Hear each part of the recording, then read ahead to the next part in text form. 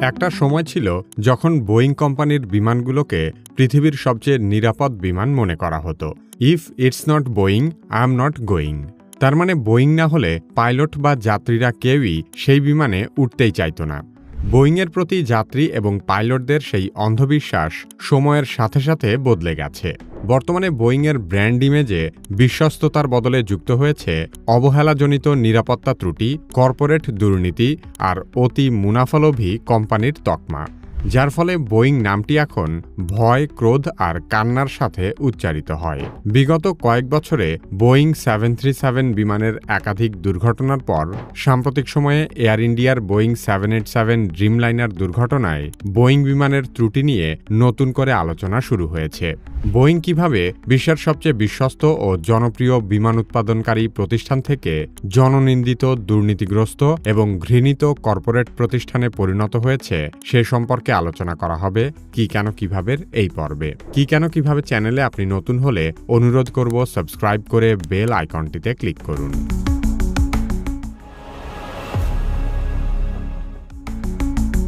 বোয়িংয়ের দুর্ঘটনার সবচেয়ে ঘৃণিত অধ্যায় রচিত হয় 2018 সালের শেষের দিকে।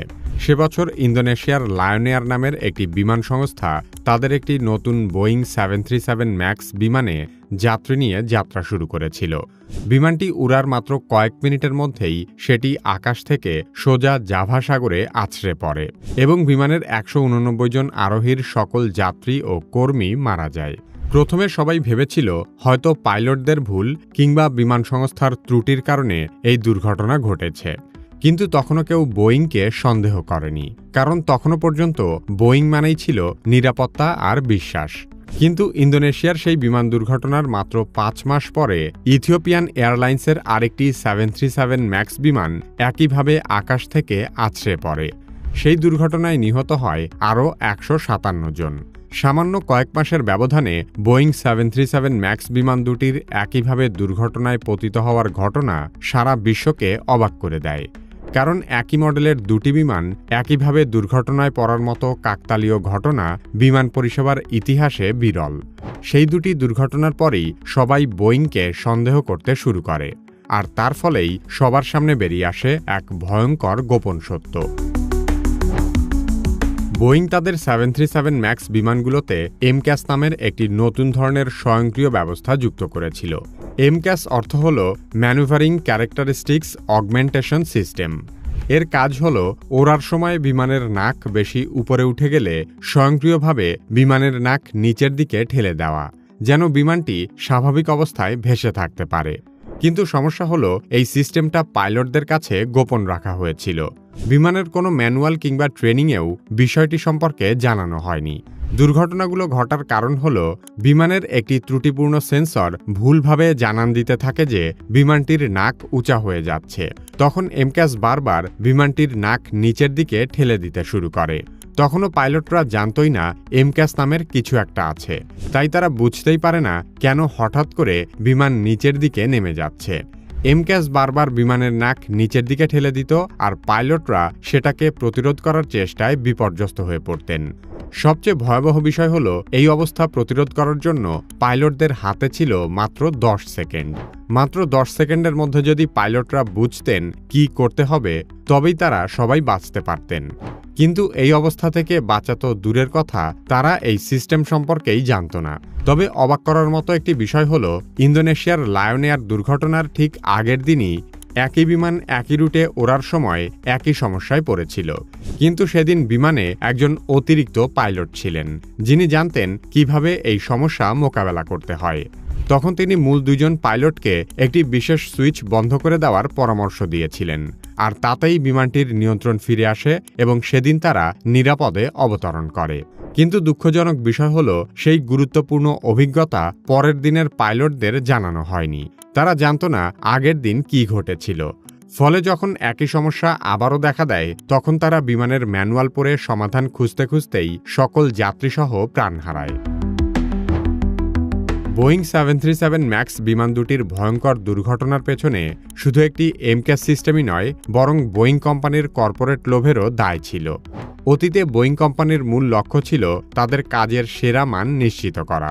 সেজন্য নতুন প্রযুক্তি ব্যাপকভাবে পরীক্ষা নিরীক্ষা করে তারপরেই বিমানে সংযোজন করা হতো। কিন্তু 1997 সালে বোয়িং তাদের প্রতিদ্বন্দ্বী ম্যাকডোনেল ডগলাস নামের আরেকটি বিমান নির্মাতা কোম্পানিকে কিনে নেয়। এতদিন পর্যন্ত বোয়িংয়ের নেতৃত্ব দিয়ে আসছিল কোম্পানির ভেতরকার প্রকৌশলীরা। কিন্তু নতুন কোম্পানির সাথে একীভূত হওয়ার পর শেয়ার বাজারে লাভ করতে চাওয়া ব্যবসায়ী কর্মকর্তারাই বোয়িংয়ের শীর্ষ পদে আসীন হন। তখন থেকে বিমানের নিরাপত্তার চেয়ে বাজারে দ্রুত নতুন বিমান ছাড়ার প্রতিযোগিতা বেশি গুরুত্বপূর্ণ হয়ে ওঠে। বিমানে যখন নতুন একটি প্রযুক্তি অন্তর্ভুক্ত করা হয়, তখন নিয়ন্ত্রক প্রতিষ্ঠান থেকে সেই নতুন প্রযুক্তি ব্যবহারের ছাড়পত্র বের করা একটি দীর্ঘমেয়াদী প্রক্রিয়া। সেই সাথে নতুন প্রযুক্তি সম্পর্কে বিমানের ক্রেতা এয়ারলাইন্স কোম্পানিগুলোর পাইলটদের আলাদা করে ট্রেনিং দিতেও বহু সময় এবং অর্থ খরচ হয়। আর সে কারণেই বোয়িং তাদের এমক্যাস সিস্টেম গোপন রাখার সিদ্ধান্ত নেয়, যাতে অল্প সময়ে তারা বেশি পরিমাণ বিমান বিক্রি করতে পারে। শুধু তাই নয়, যুক্তরাষ্ট্রের ফেডারেল এভিয়েশন প্রশাসনকেও তারা ভুল তথ্য দিয়ে বোঝায় যে এই সিস্টেম খুব বেশি গুরুত্বপূর্ণ কিছু নয়। আর এভাবেই অতি মুনাফালোভী মনোভাবের কারণে সকলের আস্থার বোয়িং একটি বিশ্বাসঘাতক প্রতিষ্ঠানে পরিণত হয়। এতদিন মনে করা হতো বোয়িংয়ের শুধুমাত্র 737 ম্যাক্স বিমানটিই হয়তো দুর্ঘটনাপ্রবণ। কিন্তু অতি সম্প্রতি ভারতে একটি বোয়িং 787 ড্রিমলাইনার বিমানেও ভয়াবহ দুর্ঘটনা ঘটেছে। এটি বোয়িং 787 সিরিজের প্রথম বড় কোনো দুর্ঘটনা। 2025 সালের 12 জুন এয়ার ইন্ডিয়ার একটি ফ্লাইট গুজরাটের আহমেদাবাদ থেকে লন্ডনের উদ্দেশ্যে যাত্রা শুরু করে। কিন্তু বিমানটি ওড়ার মাত্র 30 সেকেন্ডের মধ্যেই এটি নিয়ন্ত্রণ হারিয়ে একটি মেডিকেল কলেজের ছাত্রাবাসের ভবনের উপর ভেঙে পড়ে, যার ফলে বিমানটিতে থাকা 241 জন যাত্রী ও কর্মী নিহত হয় এবং শুধুমাত্র একজন যাত্রী বেঁচে যান। এয়ার ইন্ডিয়া 2014 সাল থেকে বোয়িং 787 ড্রিমলাইনার বিমানটি ব্যবহার করছে। একটি ড্রিমলাইনার বিমান কমপক্ষে 20 থেকে 30 বছর যাত্রী সেবা দিতে পারে। সে হিসেবে বিমানটি অতটাও পুরনো নয়। ভারতের এই বিমান দুর্ঘটনার প্রকৃত কারণ এখনও জানা যায়নি। এই দুর্ঘটনাও কি বোয়িংয়ের কোনো নিরাপত্তা ত্রুটির কারণে ঘটেছে, নাকি অন্য কোনো মানবিক বা যান্ত্রিক ত্রুটির ফসল, তা কেবল অনুসন্ধান শেষ হলেই জানা যাবে। তবে সাম্প্রতিক সময়ে সমগ্র বিশ্বজুড়েই বিমান দুর্ঘটনা অনেক বেড়ে গেছে, যার ফলে বিমান ভ্রমণের নিরাপত্তা নিয়ে যাত্রীদের মনে নতুন করে উদ্বেগ সৃষ্টি হয়েছে। ক্রমাগত প্রযুক্তির উন্নতি ও কঠোর নিরাপত্তা ব্যবস্থা সত্ত্বেও বিমান দুর্ঘটনা পুরোপুরি এড়ানো সম্ভব হচ্ছে না।